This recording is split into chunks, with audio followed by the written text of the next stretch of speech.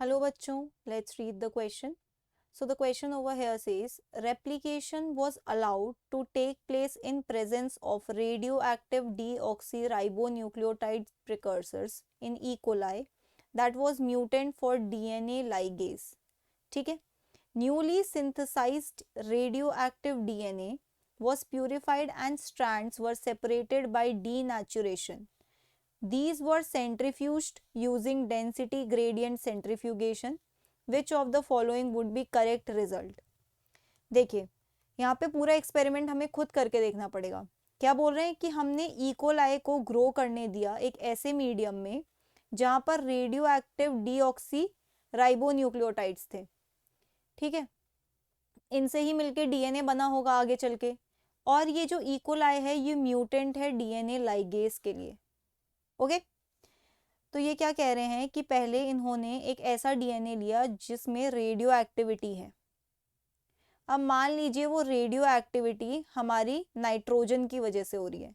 ऐसा हम क्यों मान रहे हैं? जरा आंसर की तरफ देखिए, क्या लिखा हुआ है, हाई मॉलिक्यूलर और लो मॉलिक्यूलर।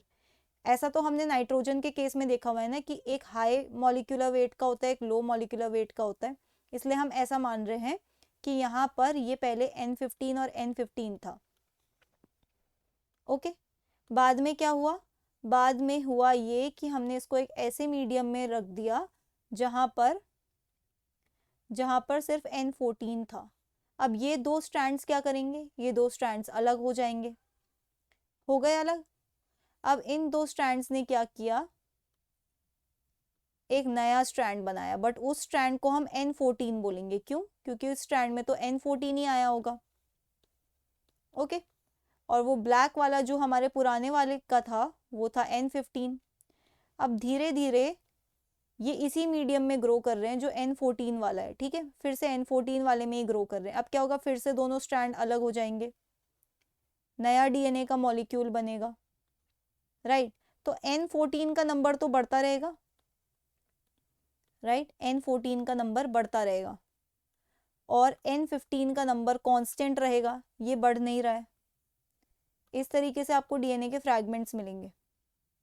ठीक है, तो अब होगा क्या? N15 इज टू N14, ये N15 और N14 वाले हमेशा दो ही रहेंगे। अब आगे जितने भी न्यू बनेंगे वो सारे N14 वाले बनेंगे। तो आप जब ऐसे, आप कह सकते हो ऐसे बैक्टीरियाज को जब सेंट्रीफ्यूज करोगे सीसियम क्लोराइड में, तो होगा क्या? आपको दो पीक मिलेंगे। एक पीक होगा N15 और N14 का जो कि कांस्टेंट है, और फिर से आपको मिलेगा N14 और N14 का। तो हैवियर वाला मिलेगा एक आपको, ये N15 14, ये हैवियर होंगे थोड़ा सा, और N14 14 थोड़े से लाइटर होंगे।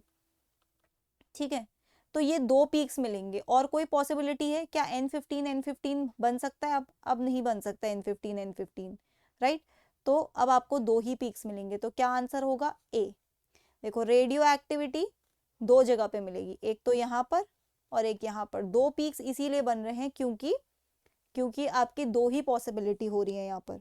Okay, so that's it for the question. I hope you understood it well. Best of luck.